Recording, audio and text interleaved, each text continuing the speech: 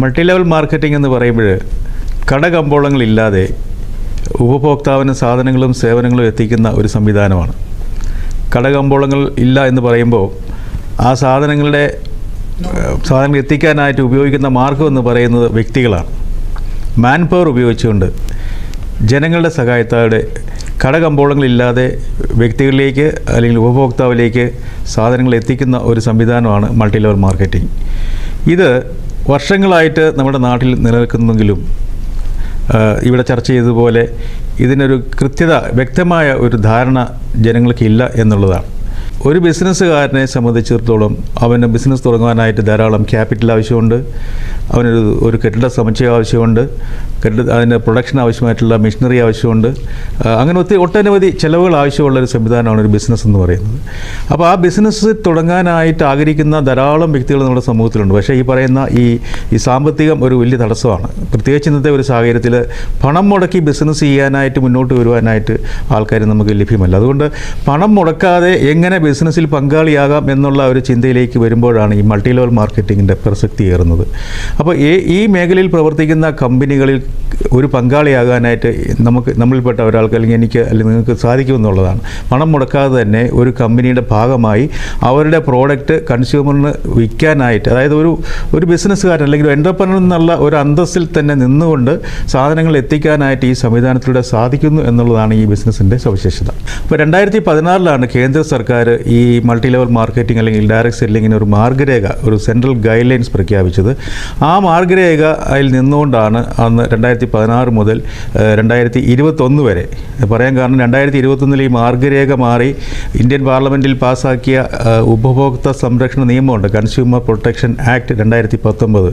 അപ്പോൾ ആ ആക്ടിൻ്റെ ഭാഗമായിട്ട് ഈ ഡയറക്റ്റ് സെല്ലിങ്ങും മൾട്ടി ലെവൽ മാർക്കറ്റിങ്ങും വന്നതോടുകൂടി 2016 നമ്മുടെ രാജ്യത്ത് നിലനിന്നിരുന്ന ഗൈഡ് ലൈന് പകരം ഇപ്പോൾ വ്യക്തമായ ഒരു നിയമം ഉണ്ട് എന്നുള്ളതാണ് ഇതിൻ്റെ സാധ്യത. അതിനെക്കുറിച്ച് പറയുമ്പോൾ ഡയറക്റ്റ് സെല്ലിംഗ് എന്ന് പറയുന്ന ഒരു സംവിധാനത്തെയാണ് നിയമം കാര്യമായി പരിഗണിച്ചിരിക്കുന്നത്. അതായത് ഒരു ഫാക്ടറിയിൽ നിന്നും സാധനങ്ങൾ ഉപഭോക്താവിന് വിറ്റഴിക്കുന്നത് സാധാരണ ട്രഡീഷണൽ മാർക്കറ്റിലാണെങ്കിൽ കടകമ്പോളങ്ങളിലൂടെയാണ്. അതായത് ഹോൾസെയിലർ, മൊത്ത വിതരണക്കാരുണ്ടാവും, ഒരു ഡിസ്ട്രിബ്യൂട്ടർ ഉണ്ടാവും, ഒരു ചില്ലറ വിൽപ്പനക്കാരനുണ്ടാവും. ആ ഇടനിലക്കാരെല്ലാം കഴിഞ്ഞിട്ടാണ് ഒരു സാധനം നമ്മുടെ കയ്യിലെത്തുക. ഇവിടെ ഡയറക്റ്റ് സെല്ലിംഗ് ബിസിനസ്സുകാർക്ക് കടകമ്പോളങ്ങളില്ലാതെ വ്യക്തികളെ ഇതിൻ്റെ ഇടയ്ക്ക് നിർത്തിക്കൊണ്ട് വേറൊരു മനസ്സിലാക്കാവുന്ന ഭാഷയിൽ പറഞ്ഞാൽ ഒരു മാർക്കറ്റിംഗ് എക്സിക്യൂട്ടീവ്സ് പോലെ അവരെ നിയോഗിച്ചുകൊണ്ട് സാധനങ്ങൾ ആൾക്കാരുടെ കരങ്ങളിലേക്ക് എത്തിക്കുന്ന ഒരു സംവിധാനമാണ് മൾട്ടി ലെവൽ മാർക്കറ്റിംഗ്.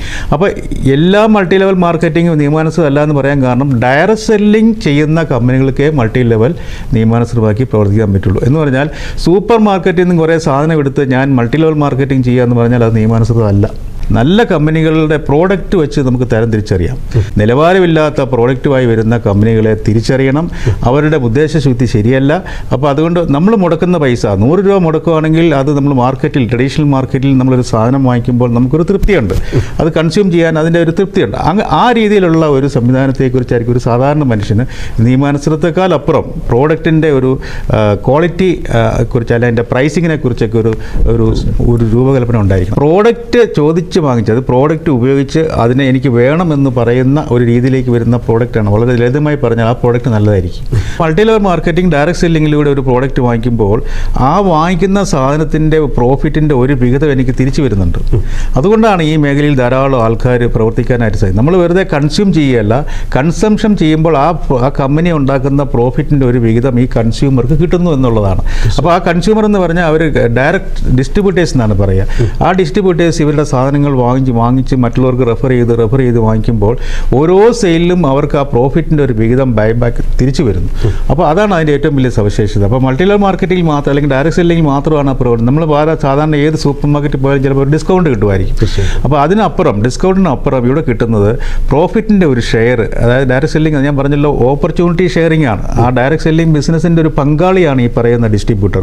അപ്പോൾ ആ ഡിസ്ട്രിബ്യൂട്ടർക്ക് ആ പ്രോഡക്റ്റിൽ വിൽക്കുന്ന ലാഭത്തിൻ്റെ ഒരു വിഹിതം കിട്ടുമ്പോൾ അങ്ങനെ ആയാലും വിൽക്കാനായിട്ടുള്ള ഒരു ടെൻഡൻസി കൂടി അയാൾക്ക് ഒരു മാസം ഒരു നിശ്ചിത തുക ഈ ബിസിനസ്സിലൂടെ ജനറേറ്റ് ചെയ്യാനായിട്ട് സാധിക്കുന്നു എന്നുള്ളതാണ് ഈ ബിസിനസ്സിൻ്റെ ആകർഷണതയ്ക്ക് ഒരു കാരണം. നിയമാനുസൃതമായി പ്രവർത്തിക്കുന്ന കമ്പനിയിലെ പ്രോഡക്റ്റ് ധൈര്യമായിട്ട് വാങ്ങിക്കാം. കാരണം ആ പ്രോഡക്റ്റിൽ എന്തെങ്കിലും അവർ പറയുന്ന രീതിയിലുള്ള ക്വാളിറ്റിയോ അല്ലെങ്കിൽ അതിൻ്റെ പ്രൈസിങ്ങിലോ എന്തെങ്കിലും അതിനെ തിരിച്ചു കൊടുത്ത് പൈസ റീഫണ്ട് വാങ്ങിക്കാനുള്ള ഒരു സംവിധാനം ഈ മേഖലയിൽ മാത്രമേ നിയമം അനുശാസിക്കുന്നുള്ളൂ. അപ്പോൾ വാറണ്ടിയും ഗ്യാരണ്ടിയും എല്ലാം ഈ പ്രോഡക്റ്റിലുണ്ട്. കൂടാതെ ഒരു പ്രോഡക്റ്റ് ഇഷ്ടമല്ലെങ്കിൽ അതിനെ തിരിച്ചു കൊടുത്താൽ റീഫണ്ട് കിട്ടുന്ന ഒരു വ്യവസ്ഥയും ഈ മേഖലയിലുണ്ട്. അപ്പോൾ കുറച്ചുകൂടെ സ്ട്രോങ് ആണ് ഈ മേഖല. ഒരു കമ്പനിയുടെ ലാഭം നിരവധി വ്യക്തികളിലേക്ക് ഷെയർ ചെയ്യുന്ന ഒരു സംവിധാനമാണ് ഈ ഡയറക്റ്റ് സെല്ലിംഗ് അല്ലെങ്കിൽ മൾട്ടി ലെവൽ മാർക്കറ്റിംഗ്. ഈ മൾട്ടി ലെവൽ മാർക്കറ്റിങ്ങിനെ നമ്മൾ ദുർവ്യാഖ്യാനം ചെയ്യുന്നത് ഒരു മണി ചെയിൻ ബിസിനസ് ആണെന്നുള്ളതാണ്. പ്രോഡക്റ്റ് ഇല്ലാതെ തന്നെ പ്രോഡക്റ്റിനെ മറ പിടിച്ചുകൊണ്ട് ഈ മണി ചെയിൻകാർ വരുന്നുണ്ട്. പ്രോഡക്റ്റിൻ്റെ നിലവാരമൊന്നും അവർക്ക് പ്രശ്നമില്ല. അവർക്ക് അതായത് മണി സർക്കുലേഷൻ ഇട്ട് അതിൽ നിന്നും വാഗ്ദാനങ്ങൾ നൽകി പൈസ പിരിച്ചെടുക്കുന്ന ഒരു സംവിധാനമാണ്. അതിൻ്റെ അകത്ത് മൾട്ടി ലെവൽ മാർക്കറ്റിങ്ങിൽ പ്രവർത്തിക്കുന്ന പോലെ തന്നെ ധാരാളം വ്യക്തികൾ ആ നെറ്റ്വർക്കിൽ വർക്ക് ചെയ്യുന്നുണ്ട്. പക്ഷേ അവിടെ പ്രോഡക്റ്റ് ഇല്ല, അവിടെ വെറും മണി സർക്കുലേഷനാണ്. അത് നമ്മുടെ നാട്ടിലെ നിയമം അനുവദിക്കുന്നതല്ല.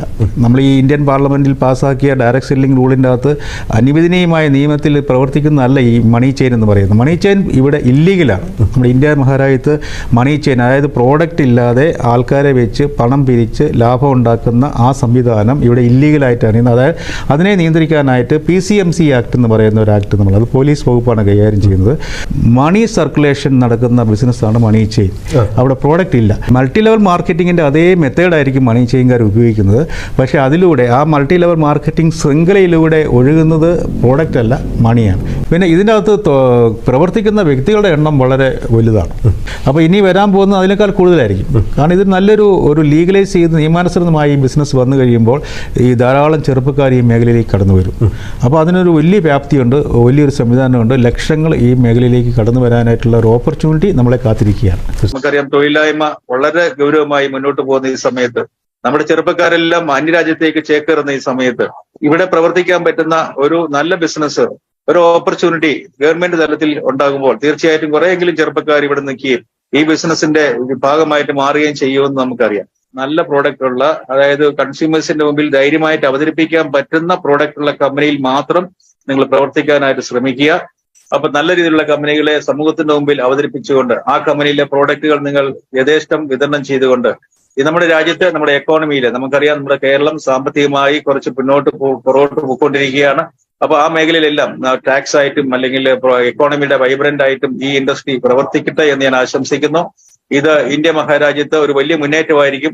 ഇപ്പോഴുള്ള ട്രഡീഷണൽ ബിസിനസ്സുകാർ അനുഭവിക്കുന്ന എല്ലാ ബുദ്ധിമുട്ടുകളെയും കവചം മറച്ചു വെച്ചുകൊണ്ട് അവരെ കൂടെ ഉൾക്കൊള്ളിച്ചുകൊണ്ട് നമ്മുടെ സമൂഹത്തിലുള്ള എല്ലാ ആൾക്കാരെയും ഉൾക്കൊള്ളിച്ചുകൊണ്ട് നിങ്ങൾ ഈ ഡയറക്റ്റ് സെല്ലിംഗിലേക്ക് ക്ഷണിച്ചുകൊണ്ട് ഈ ഓപ്പർച്യൂണിറ്റി, ഈ ലെജിറ്റിമേറ്റ് ആയിട്ടുള്ള വലിയൊരു സൗഭാഗ്യമാണ് വരാൻ പോകുന്നത്.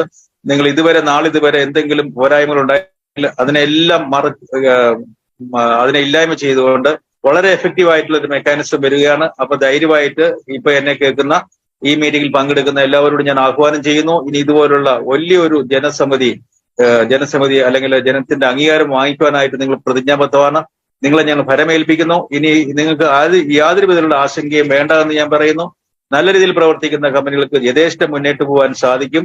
ചീത്ത രീതിയിൽ പ്രവർത്തിക്കുന്ന കമ്പനികളെ ഇവിടെ തന്നെ അത് ഉന്മൂലനം ചെയ്യാനുള്ള എല്ലാ സംവിധാനമായി കഴിഞ്ഞു.